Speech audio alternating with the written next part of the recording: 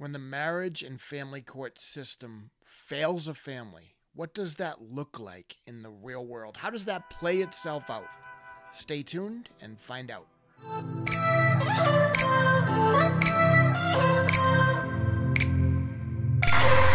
your eyes.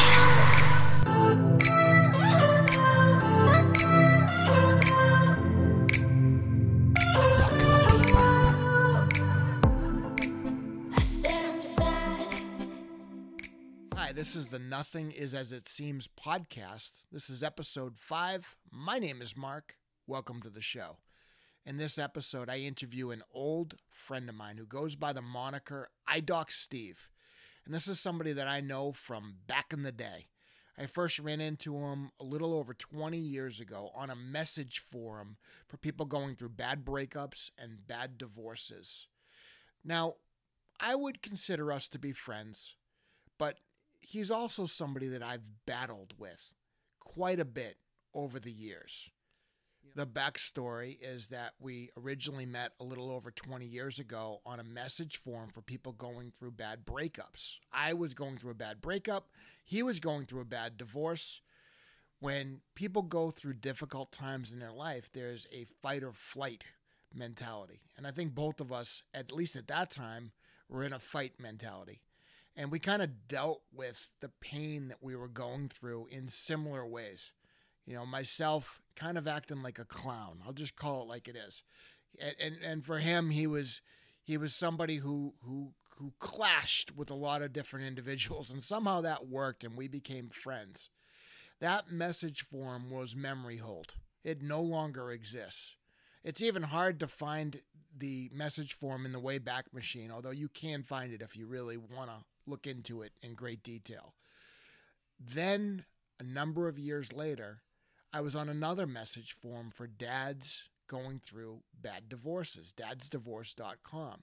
It's another message forum that no longer exists. And who do I see there? None other than IdocSteve, although he didn't go by that name. And we had our share of battles there. My criticism of him was that he was too soft. He had settled his case. In certain cases, he advised other men to settle their cases.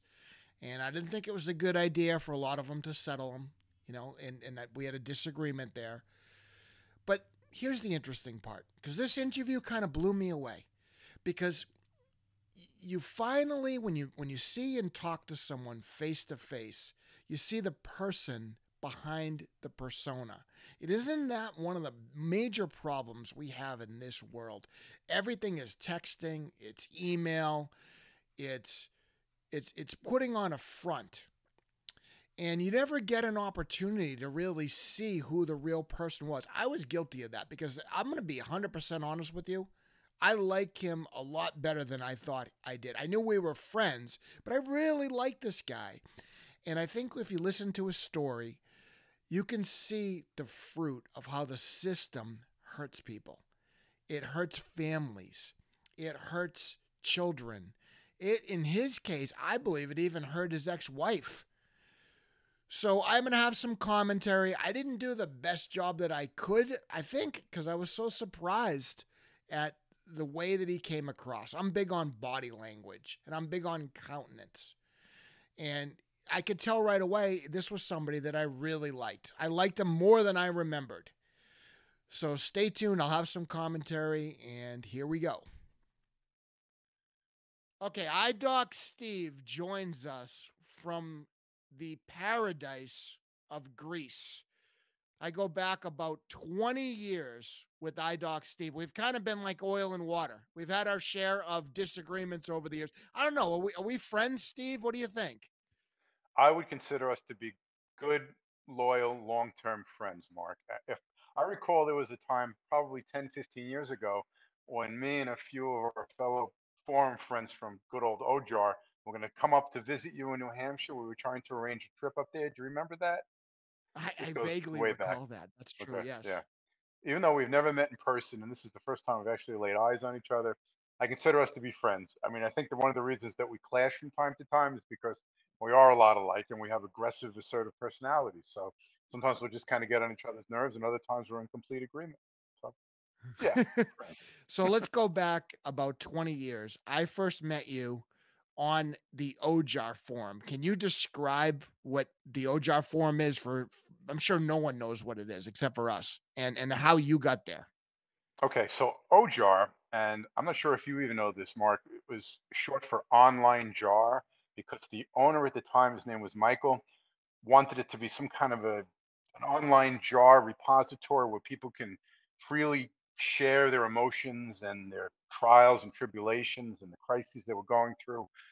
Back in 2006, which is when I joined OJAR, I was going through my own divorce, and I started searching online for resources, and up came this support forum. So I signed up, and at the time, maybe there was 20, 30 people that were regular members. And basically, it's kind of like social media nowadays, but it's not really it's not real time. It wasn't instant messenger. Basically, you would start a story or a thread, and then you would come back to it sometime later and you would see responses to it. OJAR, because it was on the internet, had a base of people that were probably from all over, but mainly the United States. And for some reason, I recall that it had a large number of members from the South. So I joined in 2006, and I was going through a lot of my own personal crises at the time. I was experiencing a lot of emotions, frustration, fear, anger, pretty much run of the mill stuff that any man, or I guess woman too, would go through when they're getting divorced and they have a lot of uncertainty about their lives. So I had a lot of anger and I had a lot of bitterness. And I found that my inability to get along with people in general was even more uh, intense, because when you're hiding behind the anonymity of a computer keyboard, you can get away with a lot more. So I ruffled a lot of feathers. I found that I got some kind of a perverse enjoyment by arguing with people, especially if I didn't agree with their opinions. I realized that I could offer good advice and be supportive to people, just like I could occasionally get good advice from the forum. But at the same time, if somebody kind of rubbed me the wrong way, I could say just the right things to kind of piss them off a little bit. And that's when I first experienced what is known as a forum ban. And I guess anybody that spends any time on social media knows that if you don't act within the rules and the terms of service, which is abbreviated TOS of the forum or of the social media network or whatever it is, if you don't abide by the rules, you're going to find yourself banned, either temporarily or permanently. So I find myself on and off of OJAR quite a few times. But interesting enough, I'm not sure if you know this, Mark, or not, but it was kind of a love-hate relationship between me and Mike, who was the owner, Michael, and he eventually made me into a moderator. Did you know that I was a Yeah. moderator Oh of yeah. OJAR? Oh yeah. Okay. And I remember me chiding you at the time because I thought it was. I thought. I remember I used to say that you're about to get your hall pass.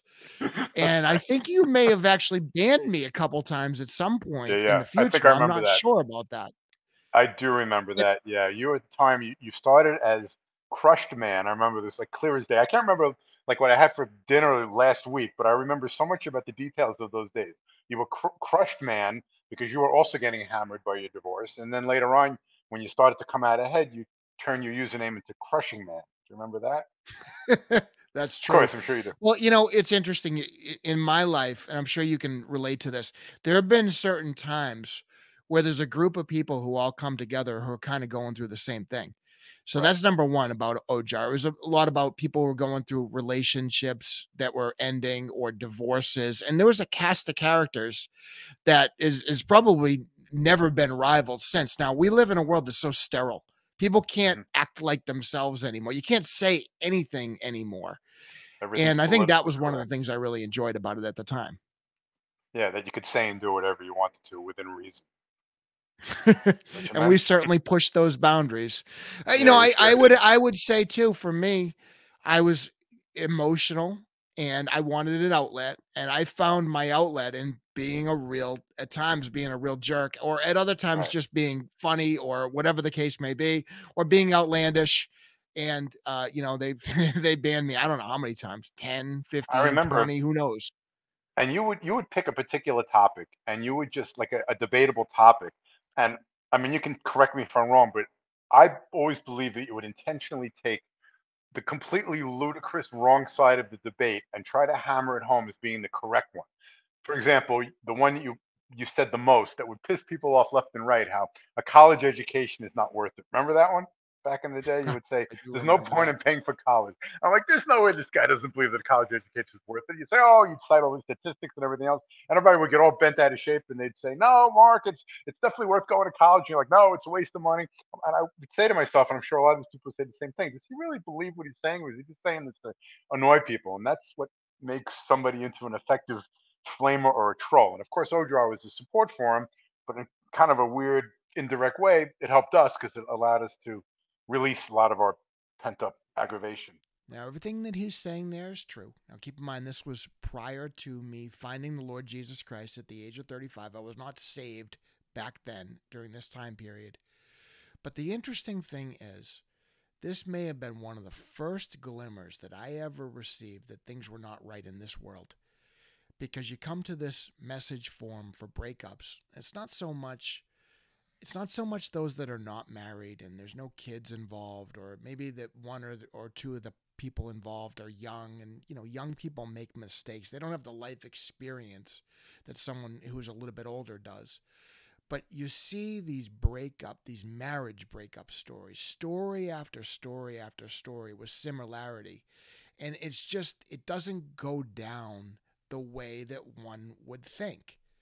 Because I would think there's kids involved, there's a marriage. You wouldn't walk away from that marriage unless something was seriously wrong, and you would try everything else. But that is not the way that it was then, and it's certainly not the way that it is now. So I think that's one of the reasons why Ojar doesn't exist anymore, because you can't have the truth out there. So there's always going to be pressure on something that produces truth to be censored or to go away. The coping mechanisms that he's talking about are very common. You see for yourself the way that people fall apart when their lives are turned upside down. It's kind of the human condition. And what we did, certainly we did it. I think it might have been one of the better things. Not that it was always great, but compared to some of the other things that people do in their lives, it might have been one of the better ways to handle it. I don't know that there's any type of forum out there now that exists like Ojar, because everything is so highly censored now, and everything is like a false front. And it's a shame that people don't have that outlet anymore. Doing these things. Now, I realized as I was thinking about this interview that I spent so much time fighting with you over the years that I'm not really sure. I know the basics, but tell me what happened in your marriage. How did that end up coming to an end? How did you find yourself there? What ended up happening with that? So my wife, her name is Millie, short from Milagros, um, Puerto Rican. She was Hispanic. When I met her back in 1988, um, for me it was, I don't know if you call it love at first sight, or if it was more like passion, if you want to use a softer word, because I know this is a family friendly channel, but let's suffice it to say that I was probably thinking with the wrong brain, so to speak, when I jumped into this one. She was about 4.5 years older than me, and she was a beautiful sexual woman. And it was like she was like an 11 on the scale of 1 to 10. I'm like, wow, this woman is really interested in me. I was flattered. I was blown away. She pushed all the right buttons. Um, Jumped into it way too fast. There were a lot of red flags early on. The fact that she was older than me by 4 or 5 years, the fact that she really didn't have a lot of money. Not that not having a lot of money is a horrible thing, but you're looking to spend the rest of your life with somebody. It's something that really needs to be considered. She worked as a nurse's aide for like $9 an hour back then. I recall that one of her primary job duties was cleaning people that had died in the nursing home. I mean, that's one of the Hmm. lowest level jobs you could possibly get. She had a younger daughter, only 7 or 8 years at the time that we met from a previous marriage. Um, she smoked, which is also something that I told myself that I would never get involved with somebody who was a smoker.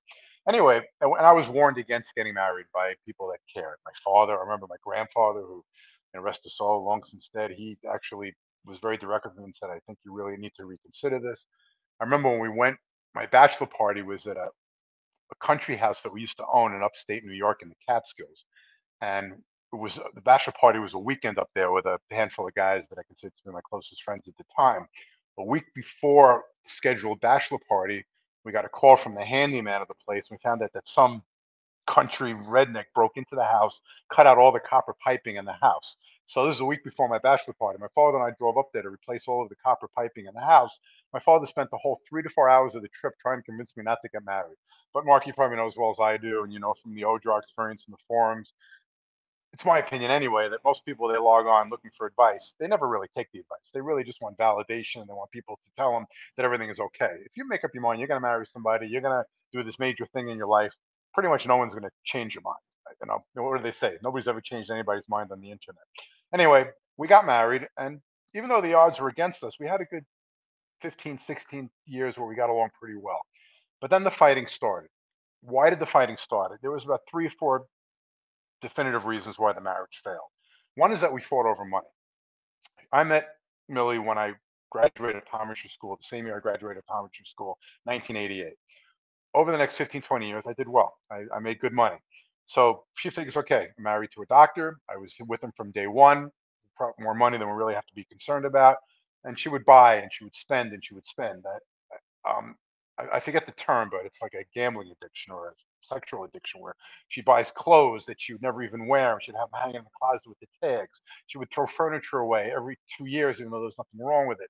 She wanted a new car every couple of years. And for the most part, I would go along with some of these things, but very often I'll also put the brakes on because it was just wasteful. And I tend to be very conservative, probably too conservative. I'm at the other end of the spectrum. Even though money really isn't a big concern for me, I'm very, very conservative. So we fought over money. It became a big issue over the years. Oh, I want to buy this. I want to buy that. You tell me I can't. You're cheap. I would tell her she's wasting money. She was also, when it came to the children, we have 2 daughters. She was very lax in terms of disciplining them. She would let them stay home from school at the drop of a hat. If they had a cough or a sniffle, they could stay home. She didn't push them to do well in school. Um, she also funneled a lot of money to her extended family. She had a brother and a sister who were complete losers. They both were involved with drinking, with drugs. They didn't hold steady jobs. I found out at some point later, we had met a couple that we got very friendly with. And the fellow and I, he said to me one day, he says, you know, my wife and your wife go out. He says, I don't think you realize how much money your wife spends and what she's doing. She told my wife that she gives money to her family. She writes checks. And Mark, I got to tell you, I sat down one night, I went through all the books, I went through all the banking. I'd given her pretty much free rein over the checking accounts. I was just completely stunned at the kind of money that she was spending over the years. And that was the beginning of the end right there. I confronted her about it, and she said, yeah, so what? You never give me any money. So what? Just tens of thousands of dollars on her extended family and also on her daughter. Oh, it was, like I said, it was 7 or 8 years old I met her, and she became my stepdaughter. And I understand that there was, you know, a need to support her to some extent, but my ex-wife never went after the father of her daughter until I really pushed her to go after the child support, which she eventually did. But basically, it was the deception. All the stuff was done behind my back. Um, so that was the beginning of the end when I found out about the financial deception. And I found out over the years that financial infidelity, I think is the term, like sexual infidelity. It ruins probably more marriages than actually cheating sexually does. So money, raising the kids, those were the 2 major issues, and you know the deception that was involved there. So we were fighting a lot, but I still didn't think that we were going to get divorced. I was comfortable. I didn't mind the fighting. I put the brakes on. Once I found out that she had spent all that money and she expressed remorse, even though she complained about the fact that I was too cheap, I pulled back all the control of the finances and I would only give her a weekly amount. I was still pretty generous, but she had no ability to write the checks like she was doing before. But she was resentful. We fought a lot. She started bringing up the D word. I want a divorce. I want a divorce. I never took it seriously until this all happened very quickly in May of 2006. She was working for me in my office. I'm a retired optometrist. She would clean the place up. She would sell eyeglasses to patients. She would schedule appointments. But she would stay late and she would clean the office up sometimes after I would leave and everybody would leave for the day. So I didn't realize that she was planning for divorce for at least a few months. She hired some attorneys. They clearly gave her strategies at how to proceed in the most efficient way to get a really early leg up on the divorce. She went through all my files, made copies of income tax returns. More importantly, she found a letter that I'd written that I hid in one of my drawers that in case I was to die suddenly, here's all the important information. Here's the combination to the safe behind my wall, which she opened up and took out what I had in the safe at the time, which was like $20,000 in cash. Again, she made copies of spreadsheets, all my insider business information, some of which I prefer not to get into the wrong hands. So she had all of this information available. She had all of this money available. Um, and then she went to the local family court, and we were fighting a lot, but there was never anything physical in the marriage. All right, maybe we had a little bit of a wrestling match. When she came up to me and she started beating me on the chest, not very hard. I pushed her away. Maybe she fell on the bed, but there was never any hitting, never any punching. So at some point, and you know as well as I do that this is divorce 101. The best way to get a leg up on a divorce is to go to family court and tell the judge you're afraid of your husband, he's threatened you, he's hurt you. And that's exactly what she did. Even though she didn't say that I actually hurt her and wasn't physical with her, she was afraid of me, and I would block her from leaving the room, and we would have an argument, which apparently if you prevent somebody from leaving the room, that's abusive and whatever. It's stalkerish behavior, or whatever it is considered abuse. So that's number one. She said that I scream and yell and I lose my temper. That was enough for two sheriff's deputies to show up at my house um, around 11 o'clock p.m. I think it was May 18th of 2006. Knock on my door. I came home from work. She wasn't there. She had taken the kids and gone to a hotel. This whole thing was pre-orchestrated. She already told the kids, we're not staying with dad anymore. You know, he's been doing a lot of yelling and screaming, even though she was too. She had a lot more access to the kids and had them convinced that I was some kind of a crazy monster. So they had left. They were staying in a local hotel. All this without my knowledge. Two sheriff's deputies knock on my door. They say we have a. They were very polite about it. They said, "Oh, it's a nice house. Did you do this work yourself? Whatever. By the way, we have this piece of paper from the judge saying you got 10 minutes to get your stuff and get out of here. 10 minutes." So I grabbed an armful of clothes. I remember I grabbed an ironing board because I had to be ready for work the next day. Crazy stuff when you're kind of in a state of shock there. Yeah, that's as I re-listen to this interview, I'm struck by a couple things. And the first thing is because I travel in these circles and I watch these cases and I've been watching them for years, that when I hear something like this, it's so common that I don't even react to it anymore because I've seen it so many times. It's like I've become desensitized to it. And that in and of itself is not right because to come home to your home and to have to leave, like he describes right there, is a very traumatic thing. But that's the system writ large. It's get dad out of the house, and then we'll deal with everything else. I had an old attorney. What she said is that they hand out these restraining orders so much. What they should do is they should just have a machine. You put a quarter in the machine, out pops the restraining order. It'd be a lot easier for everybody. And, you know, it sounds funny, but the fact of the matter is it's not funny because this is a well-known, well-established, and extremely common legal tactic. Everybody knows about this in the system, by the way.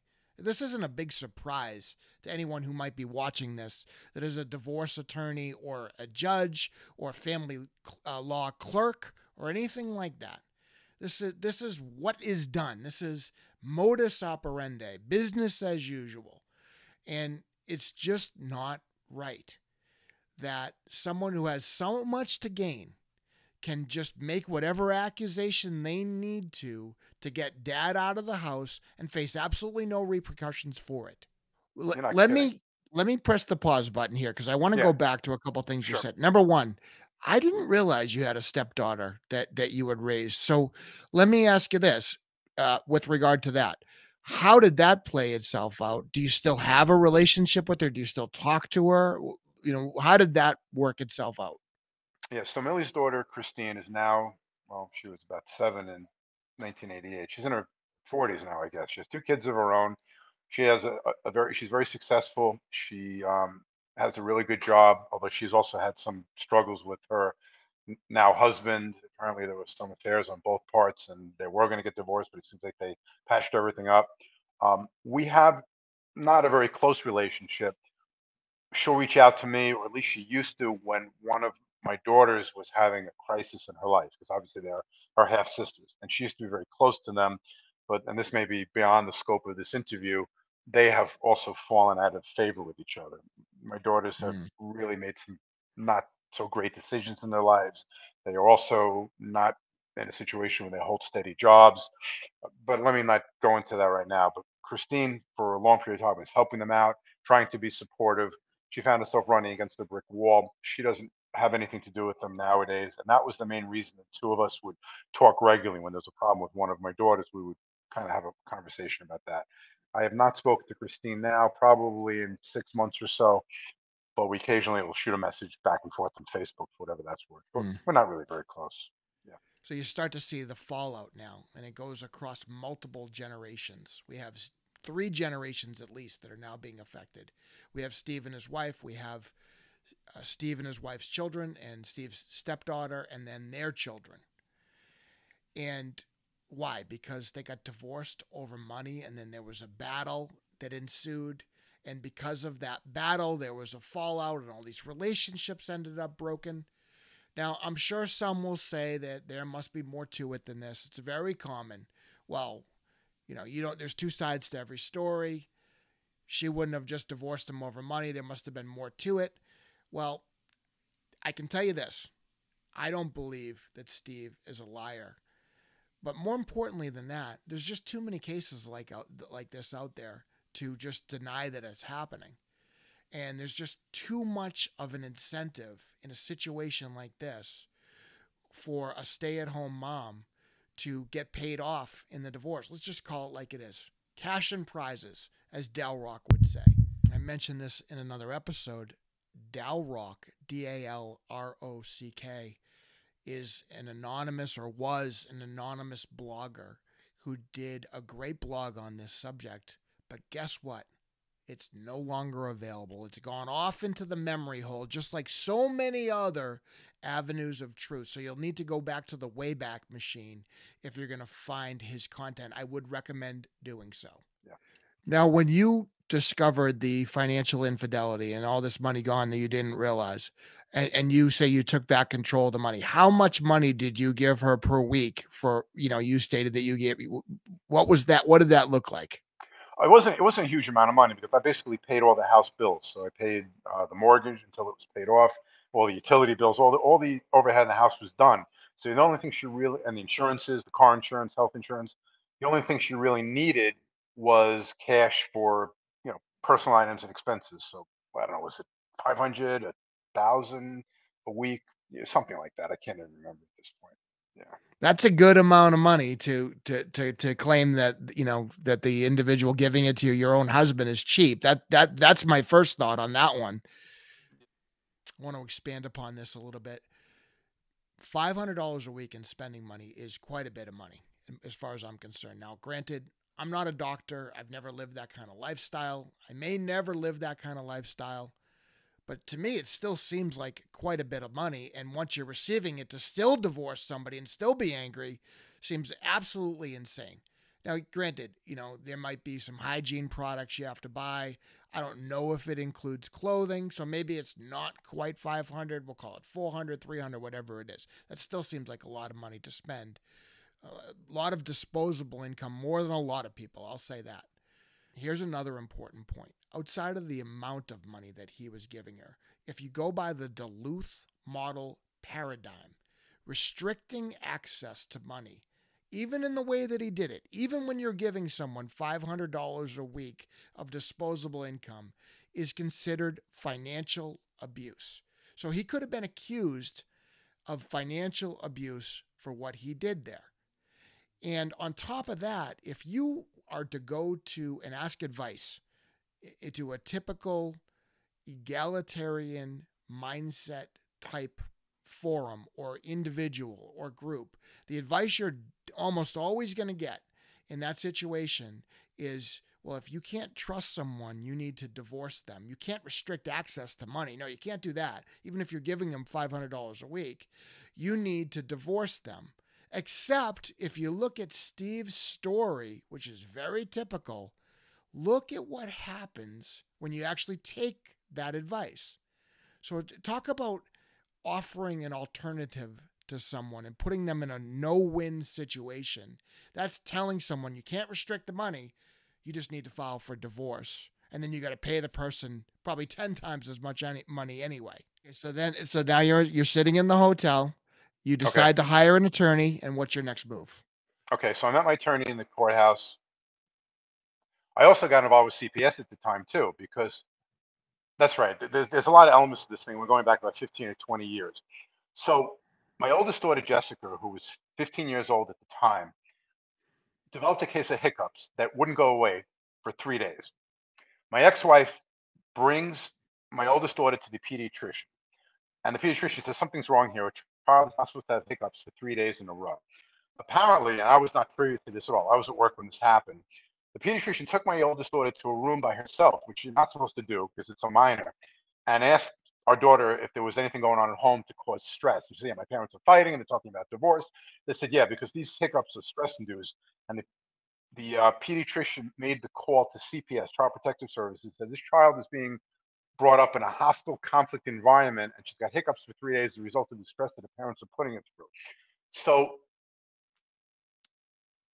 that's my ex-wife threw me under the bus and said it's all a father's fault. He's a monster. He's always yelling, screaming. I'm trying to calm down the situation. She also threw in something like he's not giving her asthma medication. She was diagnosed with having asthma by the same Mm-hmm. pediatrician because she was always having coughing fits. So we had a dog that I very much cared for that we ended up rehoming because we wanted to get rid of any possible allergies in the house. So CPS investigates me and decides that I am guilty of neglect because the yelling and screaming.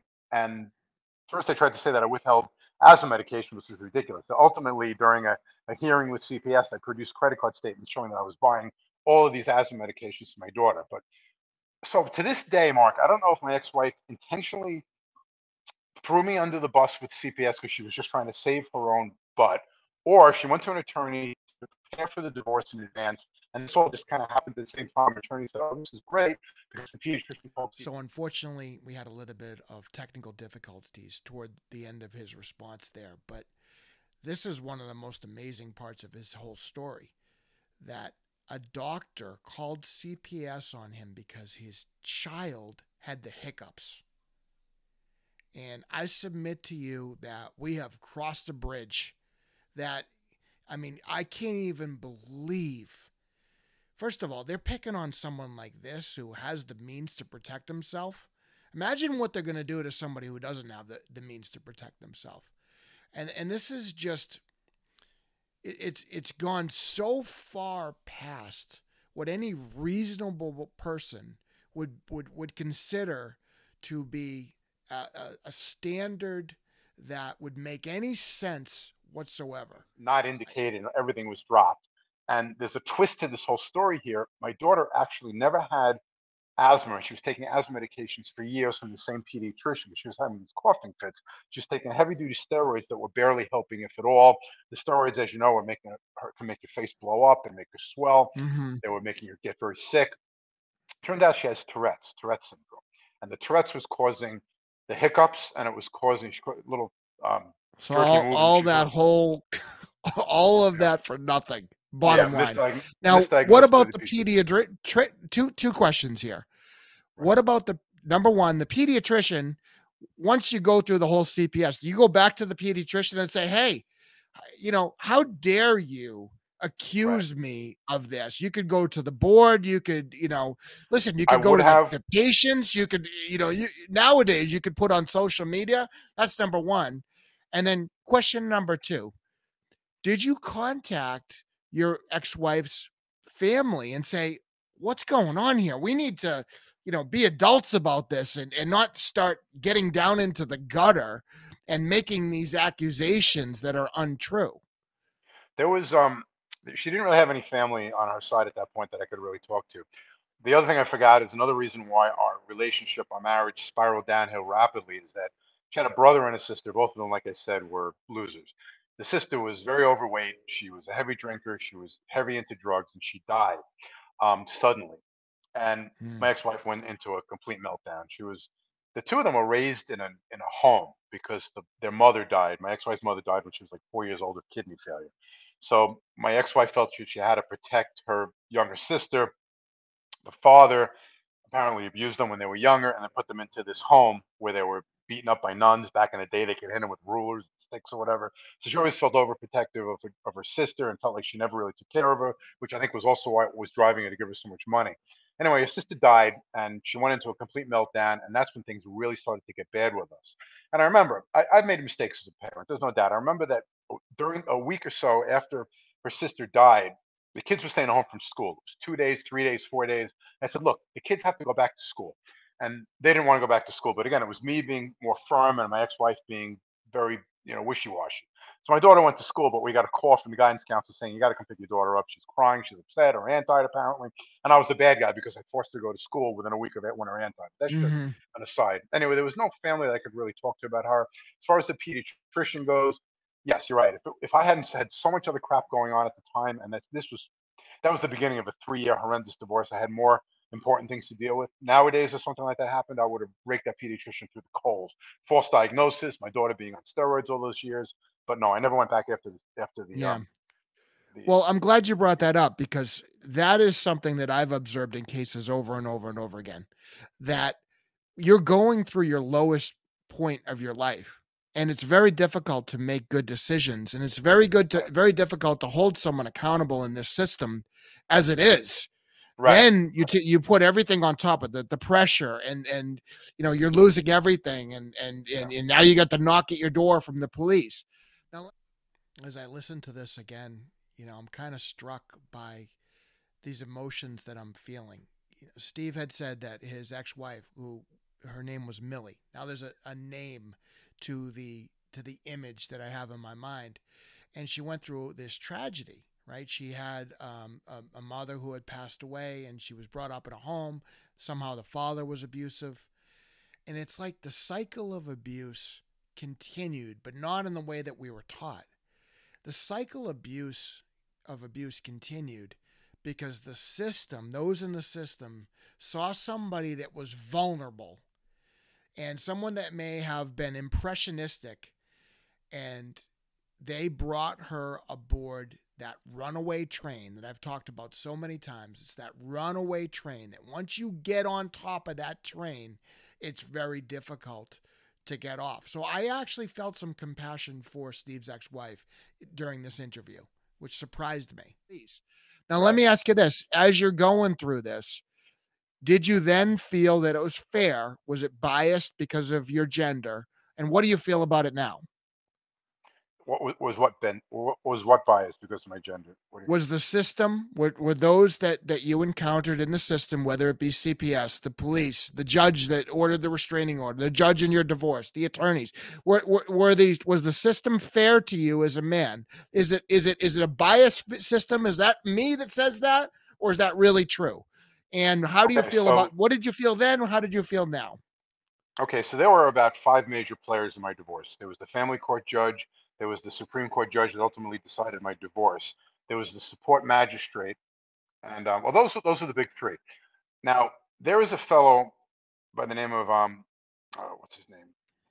I forget his name off the top of my head, but he basically is a father's rights advocate, and he's based on Long Island. He goes to the courts all the time.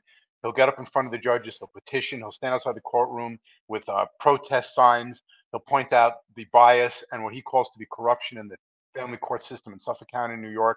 He has a whole slew of videos online called Long Island Backstory. He asked me to do an interview, and it's on there. It's on YouTube. I can send you the link to it if you want to see it. It's about an hour Mm, long, and I talk about how unfairly I was treated by this support magistrate, who apparently treats any man that has the misfortune of being in her courtroom. She treats them so unfairly. She's jailed fathers for inability to pay the horrendous support orders that she's ordered. The decisions that she made in my divorce defied any form of logic and common sense.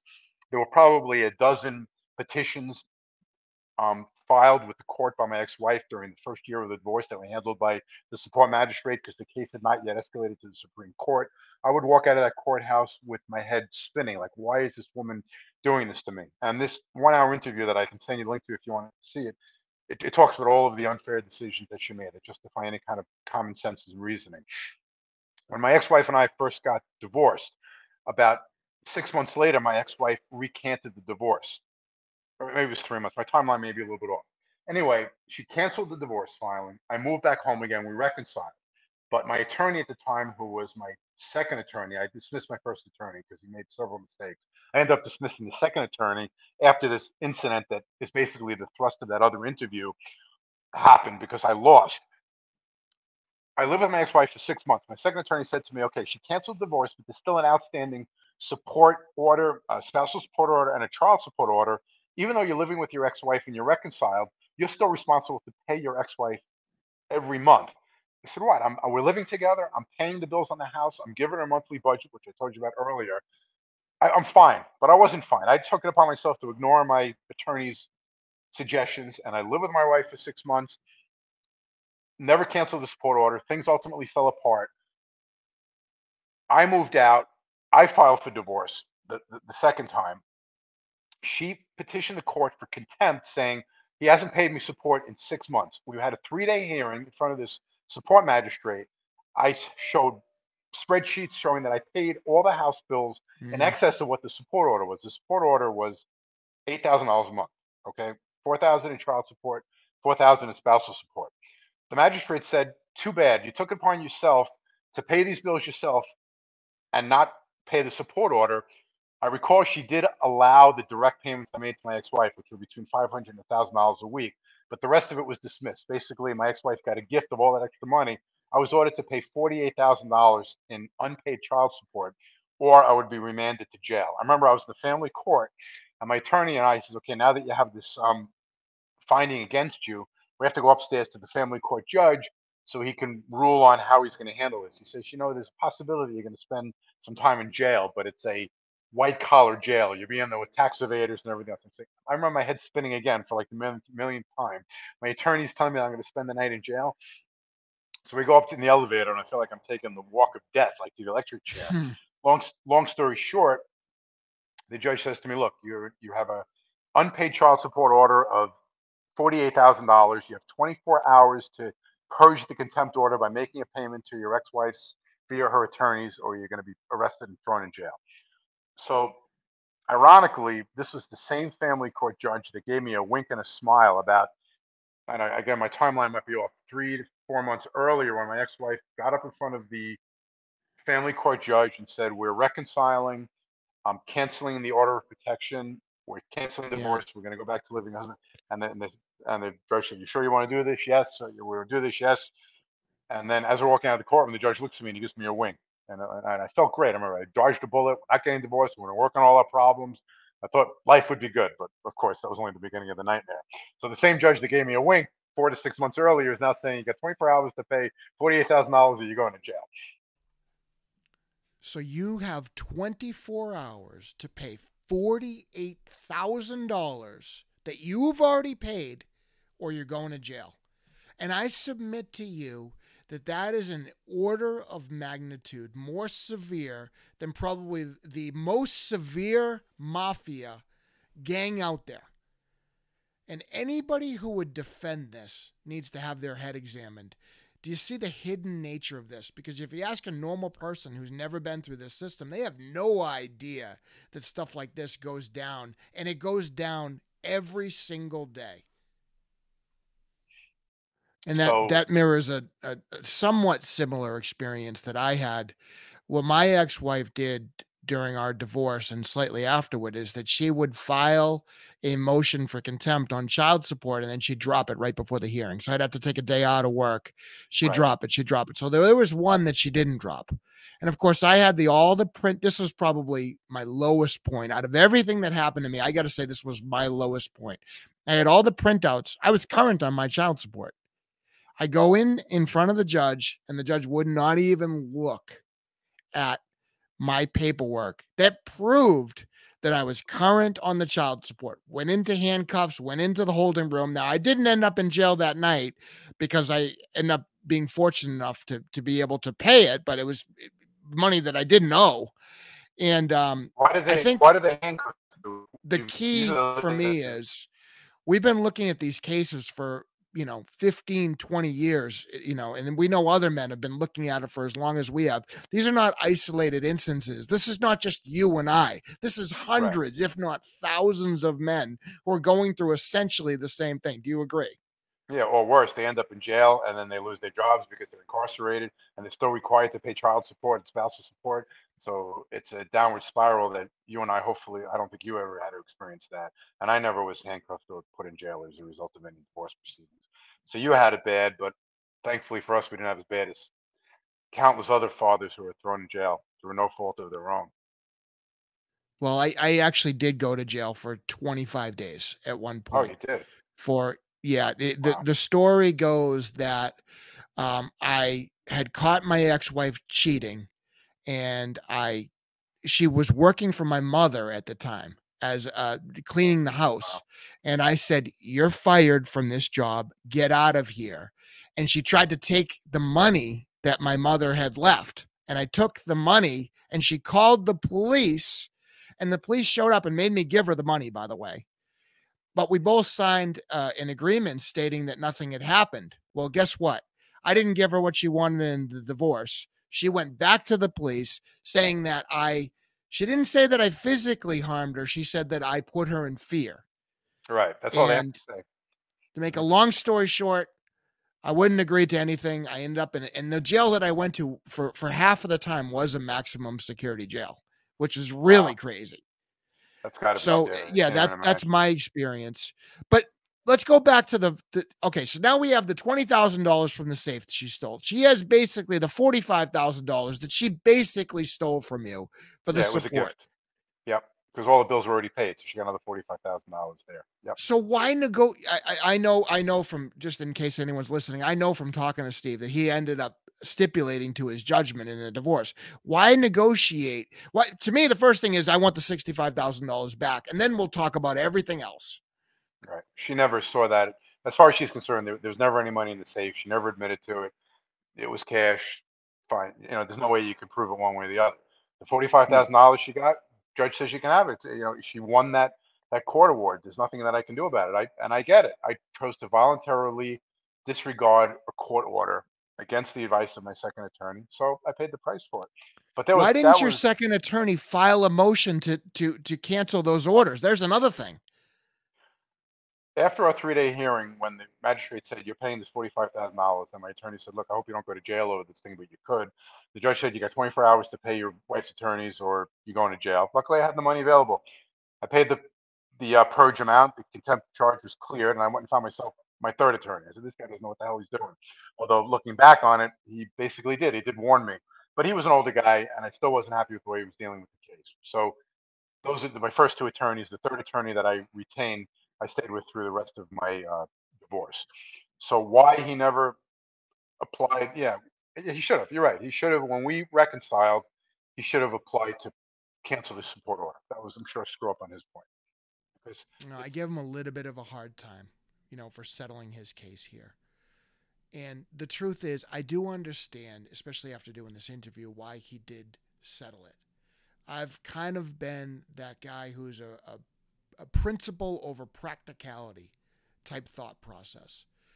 But that being said, I ended up paying the price for it in some respects, although I did get my daughter back, and there's no price, there's no amount of money that could possibly be worth that. So I wouldn't change what I did for the world. I had the better outcome, at the end of the day, which I give the credit to the Lord Jesus Christ for, not myself. But, I think just big picture, if more men would stand up to this nonsense and not settle their cases, the system would eventually collapse. Now, I know I can only control myself. He can only control himself. The next guy can only control himself. And the problem is even if they stand up, not everyone else is going to do it. So the system's not going to collapse. I get that. Let's move forward a little bit. And what are the next few years like after you settle your divorce?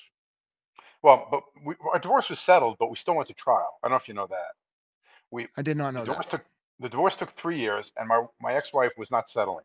I gave her what I thought was a very reasonable settlement. She could have lived very well off that money for the rest of her life without working. She wanted more. I'm sure her attorneys got in her ear and said, "Oh, he's gonna have to give you so much more. You have information about his business." Um, but in the end, 3 years later, after a 3-day trial, which was a complete waste of time. I mean, if you spent any time in a divorce court, it's supposed to start at 9 and go till like 3 or 4 o'clock in the afternoon. The judge rolls in around 10:30. They do maybe an hour and a half worth of testimony, and then it's an hour and a half for lunch. They go back, they do 2 hours. At one point, there was a fire drill that emptied the building out. I'm sitting there, standing on the front lawn during this fire drill, thinking this fire drill is costing me $400 in attorney's fees. We're accomplishing nothing.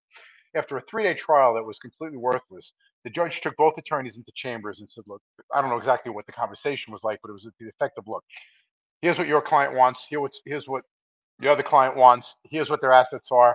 This is what I strongly recommend you convince both your clients to take. And it was very much closer to what I originally offered my ex-wife 3 years prior. For sure, the attorney's fees that we racked up more than eclipsed any difference that she might have made by fighting it out till the end. So when the attorneys came out, they took us to our separate areas of the hallway, and my attorney said, "Look, this is what the judge recommends that you settle for, and if one side agrees and the other one doesn't, the side that doesn't, the judge said, quote unquote, they're going to get whacked. In other words, you better agree to this because if the other one, if you don't agree and the other one does, the judge is going to be very hard on you." I'm like, this is pretty much what he offered her, but this is $250,000 worth of legal fees later. So of course I agreed to it, although it didn't specify what the legal fees were going to be. My ex-wife assumed that I was going to be paying all the legal fees and she was going to get all the money back and she was going to pay off the home equity line of credit on the house. So I said, I'll agree to this, but I would like the judge to say what my legal fee obligation will be. So we went back into the courtroom and the judge said, fine, you'll pay $25,000 worth of your ex-wife's legal fees. I mean, she was left with about $100,000 worth of legal fees. She was livid. She thought she wasn't going to have to pay any legal fees. She thought she would get so much more. Either way, we settled. All right, this is important. In a case like this, he said he spent $250,000 in legal fees. What I would have done in this case is I would have had an attorney for the temp hearing and I would have had an attorney for trial. You could probably reduce your attorney fees down to less than $50,000, maybe quite a bit less than that, $25,000, $30,000. You could have saved, a couple $100,000 and it had the exact same result. So I think that's why it's important. There's an underlying trust in these attorneys that they have not earned and they don't deserve.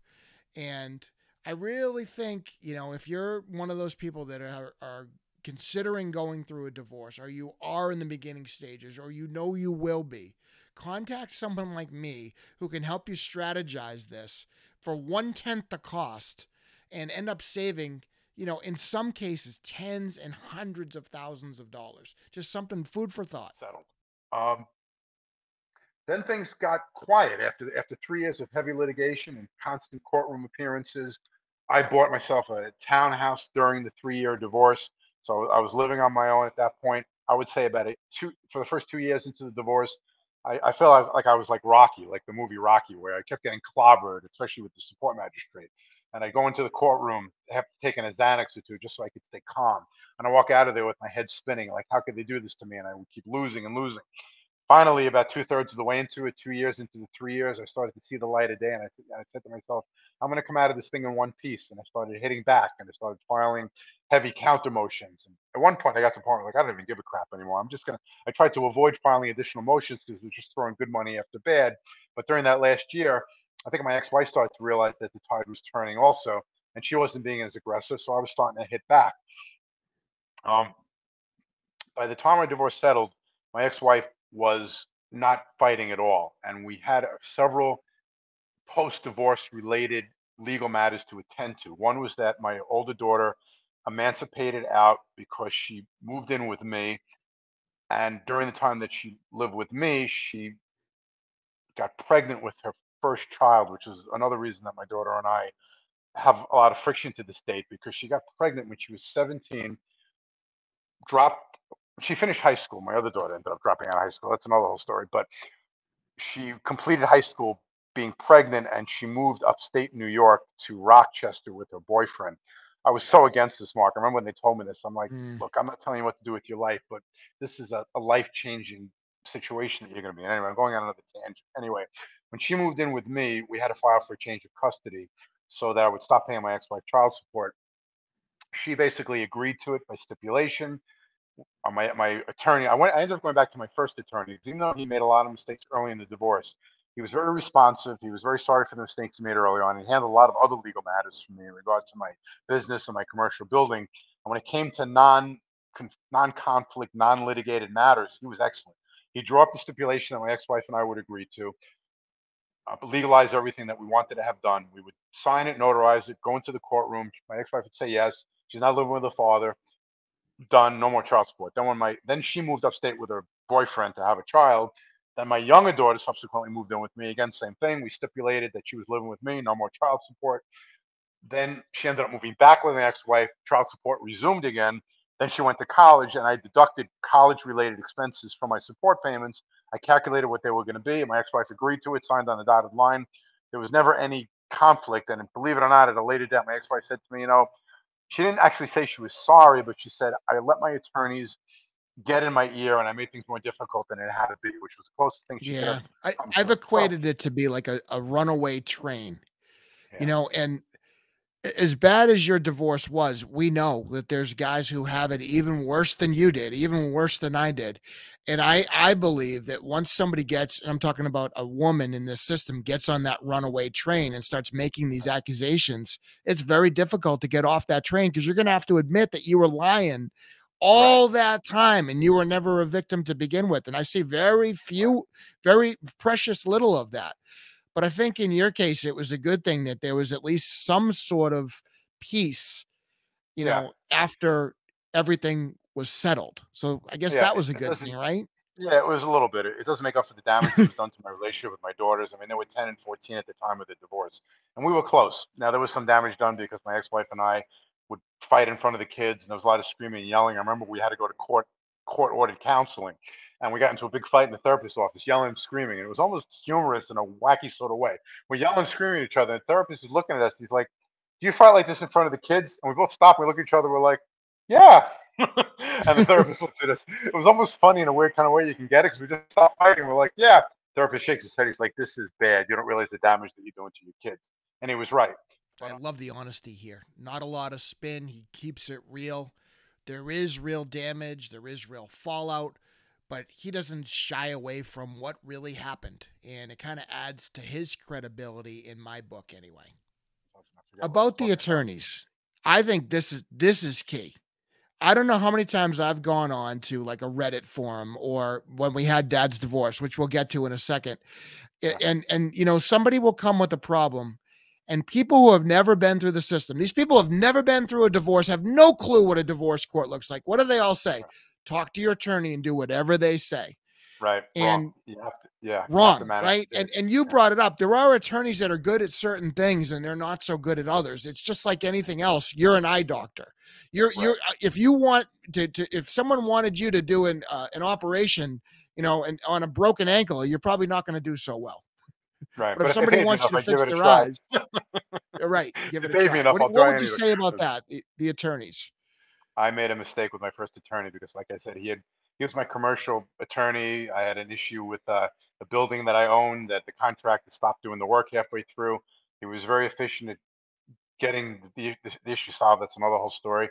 He handled many of the legal matters for me, but they were non-divorce related. But he considered himself a general attorney that does everything. So naturally, I go to somebody that I trust. But he made a lot of mistakes. Looking back on it now, I probably could have handled it better than him in every single way. You don't want to go to a general attorney that doesn't specialize in divorce and family law. And the second attorney I went to was a family law attorney, but he was actually the attorney that was my father's adversary. My father was married 3 times. His second wife really did well in the divorce, and she got things that defied any kind of logic and common sense. So I said, you know what? I'm going to look up her attorney and see if I can use him for my divorce because she did so well against my father. That sounds a little weird, right? Go get the attorney that basically opposed my father. But I called him up. His name was Jerry Winter, Nassau County, New York. I said, Jerry, you may not know me, but you remember my father. And I mentioned his ex-wife. Oh, yeah, how's your dad doing? I said, you actually did pretty well for his ex-wife. I wonder if you'd be interested in representing me. Oh, yeah, sure. But again, I don't feel that he did it very well. And he was already getting older at that point. He was old. So you also want to watch out and make sure that the attorney that you pick is still sharp and still up to date with everything. But probably the most important, in my opinion, factor in selecting an attorney is not necessarily how much they know. It's who they know, right? What do they say? A good Mm, attorney knows the law. A great attorney knows the judge. I mean, Mark, the systems are so skewed and biased. You can have your ex's attorney can be up there, and the judge who's looking down at both of you can be a former law partner of your ex's attorney. How do you think you're going to do in a situation like that? That attorney could have paid for your judge's reelection campaign. That attorney could have paid for all the continuing education. As an if you've been attorney, around in courtrooms as long as I have, keep in mind I'm on year 14 of my contested custody battle. Now they did change custody over 2 years ago. I've had custody of my daughter, full custody, for over 2 years, but the litigation continues. And where I'm going with this is I've seen enough cases that this stuff happens all the time.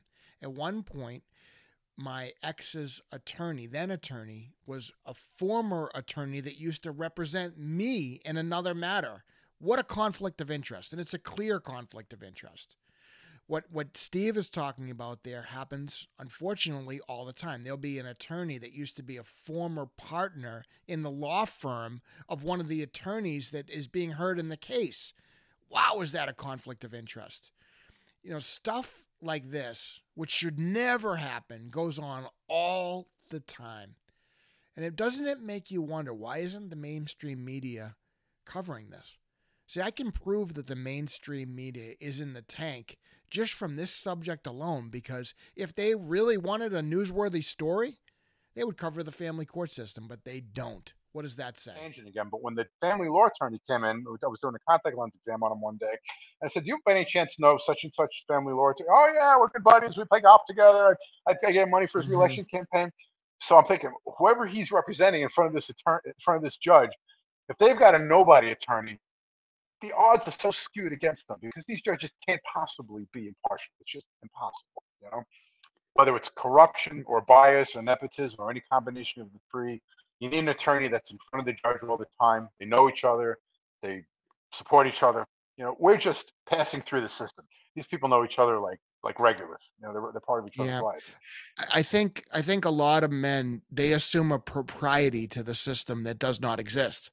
See, in my case, we had a new judge before I was able to prevail in custody and a change of custody. We got a new judge, and I'll tell you just flat out, the new judge did not like my ex's attorney. I could tell from the body language that they exhibited, and that was a big factor in my case. Now, granted, I mean, the evidence was so overwhelming that they had to do something. So maybe I win anyway, and I believe it was a gift of God, but I still think that was like a springboard, in my case. And some people don't have that. And what you spoke to is absolutely true. There's another aspect to this that we really didn't cover in this interview, and I wish we did, but I'll speak to it now. Steve talks about these people all knowing one another, which is a natural thing. Okay, they're working in the same industry. They work together every day. They hang around in the same country clubs. They run in the same circles. Nothing insidious on the surface, except what happens is those relationships that develop lead to a circling of the wagons when someone does something that they shouldn't, which happens a lot. And they try to protect one another, and they try to hide their impropriety, which I've run into many times. So how is it that they're able to get away? People often ask me, how could they get away with what happened in your case? And the answer is that they will circle the wagons. When push comes to shove and you try to hold them accountable, they will circle the wagons. It doesn't mean it can't be done, but it makes it much tougher. Conversation. Wow. Very bare minimum. The longest conversation. Yeah, so let's fast forward. Let's fast forward now to dadsdivorce.com.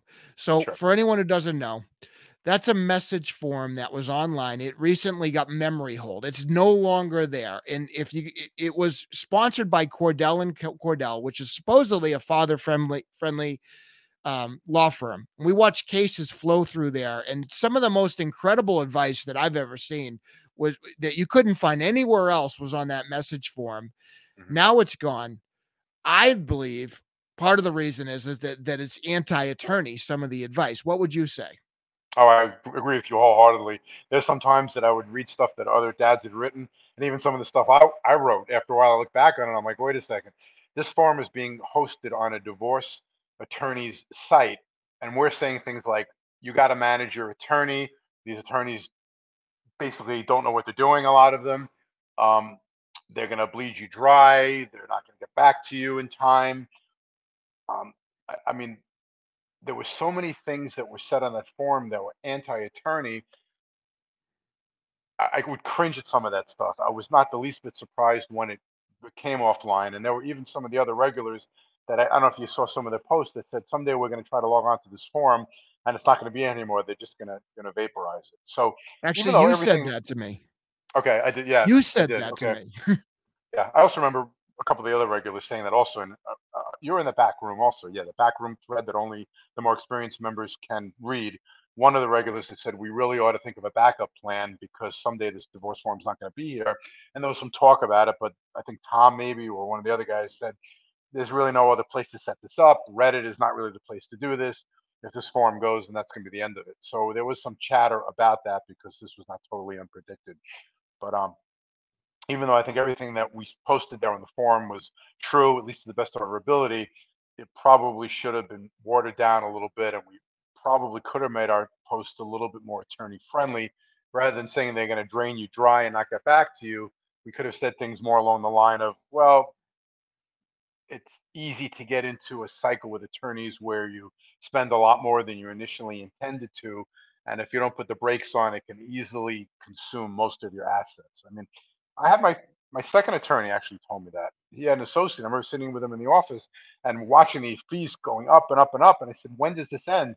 And he even said to me, he says, very often it's when the clients finally realize that it's costing more than what they're fighting over, and they decide to pull the plug themselves. So everything that we would say about the exorbitant attorney's fees is true, but we were probably a little bit harsh in how we said it. And if Cordell and Cordell were reading those forums, they were probably shaking their heads and saying, we can't have it. And I want to add that anytime I've ever seen any type of message form or internet website that tells the truth, it's just a matter of time before somebody comes after it.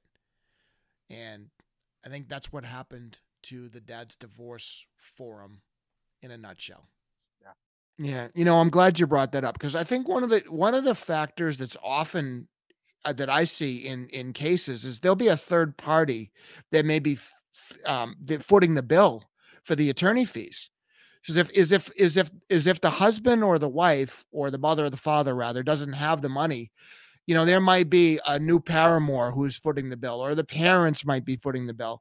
And I often made this suggestion: go to that person and try to have a sit down with them and try to reason with them. Because you think about it, you can easily run up a six-figure sum. You'd be better off taking that $100,000 and giving it to your daughter or giving it to your boyfriend or giving it to your girlfriend than you would be giving it to the attorneys, right? Yeah, there's two problems with that, which is why I was never able to get anywhere. And I didn't get into this part either, but there were several times during my divorce that I tried to manage it myself. I would talk to the ex-wife. I would meet her in a diner. We would have a civil conversation. This was during the divorce, not after. We didn't speak much at all after the divorce, but during the divorce, probably half a dozen times, I'd say, look, this is dragging out.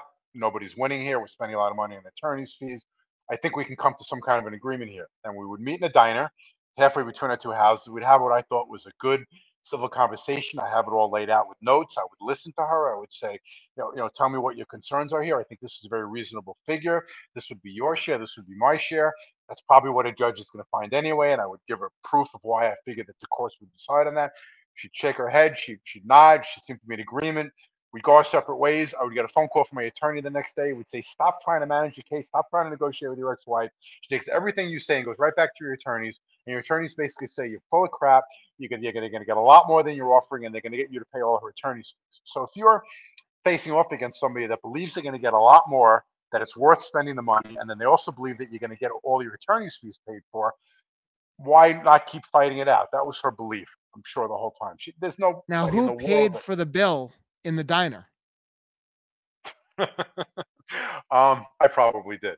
That was probably. Oh, come. Yeah, I'm sure I did. See, now I don't understand that. I'm going to call you on the carpet on that one. This is after she robbed you for the $20,000 and the $45,000, and you're going to give her more money? Yeah, but I did pay it because I thought that she was agreeable, and she's nodding and shaking. I'm thinking in my head, if I can pull this off, life can be good. I can stop the hemorrhaging. Everything will be good. She seems to be on the same page as me. To try and say, okay, I need $20 for the bill. I wasn't going to go there. It was to me, it was money well spent, or I thought it was at the time. But those conversations accomplished nothing. I'm shaking my head after watching this again for the second time. I can give him some grace for settling his case. I can give him some grace for some of the decisions he made that I may not agree with, but there is no way that I'm going to give another $20 after I just got beat for $65,000. This is where I think he's wrong. You have to come to a place where someone has crossed the line with you, and they've gone so far over the line, and you say, I'm not going to give you another $20. I'm not going to give you another $2. I'm not going to give you another 2 cents. That's what I think you should have done there. Now let's we're almost an hour into a 35-minute show, so we're going to try to get to the end of this here, but I have to ask about this 10 grand that we've talked about many times. What happened with that? Okay. I knew you were going to get into this, and I'm glad we have an opportunity to talk about it. I have really no qualms about the $10,000. What happened was about a year ago, I think is when this was. My daughters and I have been on and off relationship-wise, mostly off since the divorce. Both of my daughters have issues. My older daughter, significant issues, made worse by the fact that she has 2 young children, and she's no longer with the father of her kids. She's got a lot on her plate. She came back into my life about a year ago and showed a real interest to rebuild. Looking back on it, I realized it was most likely a manipulative tactic because after they got this money, I never heard from her again. She called me up one day and said, Dad, we're trying to buy a house in Rochester. Both my daughters now live in Rochester. As you may know, it's an economically depressed area of New York State. It's winter like 10 months of the year. There's a lot of abandoned houses. There's a lot of low-income housing. So my daughters have been living up there for quite a while. My ex-wife moved out of state for a while. She lived in the Carolinas for a while, then moved to Florida. My older daughter lived with her for a while in Florida, left the kids in Rochester with the ex-boyfriend. Then they moved back up to Rochester. My ex-wife moved to Rochester to be with them. To her credit, she left Florida. She left the job she had there to be with my 2 daughters. Great. If not, Rochester's not the place I would wish anybody to be. So for whatever reason, she decided to come back into the picture and help them out. They were renting a place in Rochester, partially subsidized by social services state of New York, but they were getting into a financial bind apparently. Everything I'm going to tell you is what they told me. They could not afford the rent, but they found a very inexpensive place to buy. They sent me pictures of it. If I showed you pictures of this house, you'd be like, oh my God, imagine an old house with the pillars and the porch falling down and broken concrete. And we can buy this house for $90,000, get a mortgage, but we're going to be $10,000 short. Okay. We're going to pay you this money back. We'll pay. And she said, I'm going to have mommy call you if it's okay if you'll talk to her about it. So first, my daughter came back into my life. We actually met her. She was living with my ex-wife at the time. Me and my now wife, I'm remarried, met my oldest daughter in where was it? In Florida, Port St. Lucie, Florida. First time I'd seen my daughter in about 2 years. She was on medications. She was a little bit out of it, but she was great seeing her, and she was just friendly, and we basically reconnected. And it was about a week or 2 after that she mentioned the money via another phone call. I'm like, oh, now this all makes sense. This is why she came back into my life. Anyway, I'm jumping back and forth a little bit. So she calls me to ask me about the money. She said, I'd like you to talk to mommy about it so she can give you the details. Okay, fine. We were on vacation in Florida at the time. It was that same trip, right? We had gone up to see my daughter. We went back down to the Florida Keys. We were doing some scuba diving. I had the longest conversation I've had with my ex-wife in the last 10 years. My ex-wife was listening to the conversation, shaking her head. After I got off the phone with my ex-wife, she's like, so you're going to give your ex-wife $10,000? Basically, the conversation was, like I told you, they want to buy this house. They can't do it without this $10,000. She's going to pay me back. She's going to get a good job in Rochester. My daughter's going to go back to work. She'll pay me like $500 a month for the next 2 years, 3 years with interest if I want it. She sounded normal. She sounded sane. She sounded friendly. She's trying to help my daughters out. Okay, I'll do it. The money didn't go to her, though. It went to the moving company. Most of that money, that's what it was. They needed the money to move all this stuff from Florida up to Rochester. That was about $6,800. And then there was another last minute $2,000 or $3,000 that they were short right at closing. I talked to the closing agent. They said this money has to come from, it can't come from wherever they thought it was going to come from. It has to come from me. So basically, it was a payment of like $6,800 to the moving company to move all my ex-wife's crap from a storage unit in Florida and a house in Florida up to Rochester, and another $2,500 for last minute closing costs. So it was $10,000, give or take. It was actually like $9,500, whatever. They got the money, and I never heard from them again. Basically, and you never got the $500 a month. No, I never got it. Here's my thing, though. $6,800 to move. Why couldn't she just rent a van, throw her stuff in there, and do it herself? My ex-wife was incapable of taking long trips on the car by herself. This is something that her oldest daughter, Christine, helped her out with. She drove, when my ex-wife was living in Carolina, Christine drove down there a few times with her mother, to bring her there and back, to help her move her stuff down there when she moved from New York. My ex-wife could never make long trips. She had to think about not being able to drive across bridges, believe it or not. So she was incapable of doing a lot of things. She was not functioning at a very high level. She had her stuff stored in a storage unit in North Carolina for 2 years. Christine would talk to me about it. She's like, I'm paying this bill. It's like $500 a month. It was thousands of dollars to store what was probably, I don't know what it was, but it was artist stuff. She did painting, easels, old furniture. I think you probably know as well as I do that most people that store their stuff in storage units pay far more than the value of the items. Anyway, she wanted to move all this crap up to Rochester. She couldn't or wouldn't do it. It may have included her car. That was what the money was for. But I don't regret doing it, Mark, because both my daughters are also not functioning very well. Neither one of them finished college. Neither one of them holds down steady jobs. If my ex-wife hadn't moved up to Rochester and worked out this house purchase with them, they would either be out on the streets or I would probably still be supporting them. So I knew, well, I didn't know, but in the back of my mind, well, my ex-wife is telling me she'd be paying this money back. I'm thinking part of me was thinking I'll never see this money again. My now wife said And to you me, never after I hung even up the got phone, one she said, payment. no, not a dime. And I never got another phone call. And I never had a conversation with my ex-wife after that again. You I know, sent her a message or two. listen, you know, I'm a Christian. I believe in mercy and forgiveness, but this is what I don't get. How you never thought about saying, I'll give you the money, but I think you need at this time to admit that you took out a false restraining order against me. You stole $65,000 and you filed a CPS complaint against me that really messed me up that you should never have done. Why don't you put it in writing that you did all these things and I'll hand you the money? You never thought about doing that? What would I gain? So she would probably do it to get the money. So I have something in writing that she admitted to it under duress because she needed the money. So what? I mean, it's a useless piece of paper to me. Verbally getting it to do it, it didn't matter. What she had said to me a year or two before that about how she let her attorneys get in her ear, that was somewhat validating. I But have given Steve such a hard time about this $10,000 in so many different ways on the message form. And I feel bad about it now because listening to the story, it is heartbreaking. The carnage that has taken place and the problems that his ex wife and his daughters and his grandchildren are having, probably. And it's just a bad situation. And I certainly understand now the person behind the story, why he did it. That being said, $6,800 for a moving van is way outside of the scope of my budget. I would never pay that.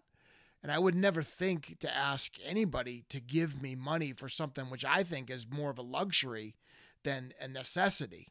So that part blows me away in and of itself, that you needed $6,800 to move. So would I have given him the money? No, I wouldn't have. Plain and simple. I really don't think I would have because it wasn't necessary. Maybe I would have given him the other $3,000. But it's really heartbreaking that it didn't even end up developing a relationship between him and his children. And I hope that relationship does develop in the future. I really do.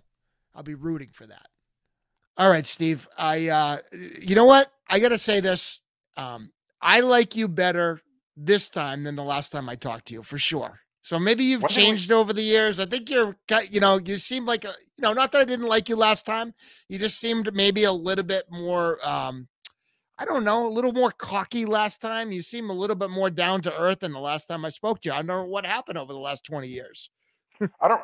I'm definitely a lot more calm now that my divorce is long behind me. I'm retired. I'm living in Greece. I'm happily remarried. I realize that my finances won't be the issue that I thought they were going to be years ago, and I'm comfortable. So I'm in a good place, despite the fact that my relationship with my children is not great. I'm in a good place, especially compared to the way I was when I was going through my divorce and all the years after that. I can't remember when you and I have had a conversation before, though. When did we talk? When we went on Ojar, we did a live stream on Ojar. You don't remember I'm that? telling you, Mark. I'm telling you, Mark. My memory nowadays, I don't know what it is. There's certain things that I'm just blanking on. I do not remember ever having a conversation with you. I'm sure that you're right, but I cannot remember that. You know what I was thinking when he said that? I was thinking, is this a Mandela effect? Did this even really happen in this reality? Just thought I'd interject that in here. So this concludes our show with IdocSteve. I really enjoyed it. I hadn't spoken with Steve. We've talked by email and by message, but we hadn't spoken for 20 years. And it was something I really enjoyed. As you know, I help guys out that are going through divorces, or better yet, if you haven't gone through a divorce and you want to know what to do, attorney fees in contested cases can run in the six figures, sometimes higher, sometimes much higher. You want to try to save as much money as you can, plus save as much stress, save as much criminal charges, save as much CPS charges as you possibly can. And if you have children, you want to maintain a relationship, you want to foster a relationship with those children, you want at least 50% of the overnights. So that's the most important part. So I've known Mark for 20 years or more. I've always found him to be very intelligent, on track with everything that he has to offer. He has the experience with the courts. He really knows how to advise other dads that are going through the same situation that we are either going through now or have in the past. He's definitely the guy that you want to speak to and ask for advice and suggestions. It's the best way to deal with courts and attorneys and your soon-to-be ex-wife as things proceed with your divorce. It's too easy to get bad advice. It's not so easy to find good advice, but Mark is certainly an excellent asset to have. I can't recommend him any more highly than this. This concludes our episode. Thank you for tuning in. Thank you to our guest, IdocSteve. If you'd like to set up a free consultation for pre-divorce coaching or post-divorce coaching, email me at nothingisasitseemspodcast@gmail.com. Please like, subscribe, share, comment, and consider leaving a review on Apple Podcasts. I value your feedback, even and especially the negative feedback. It's going to help me make the show better for everybody. Next week, we have great stuff coming up. I heard from the moderator of Vincent Rhodes' channel that left the ministry. She's decided to interview on this channel and speak about Vincent Rhodes and his Mandela effect denial. I also have a Mandela effect primer episode coming up. For those that are not familiar with the Mandela effect, and especially the Bible changes, it's going to give you a foundational understanding, a starting point to understand, hey, what's going on with this, all this division and all this fighting in the church? What is this Mandela effect? And why should I look into this? Why should I care? I also have an episode on corporate governance. This one's going to blow your mind. What actually happens to the tax dollars that you spend? Hint, they're not always spent on services. A lot of times they're invested. Thank you for tuning in today. We will see you soon. I'm not a liar in the game.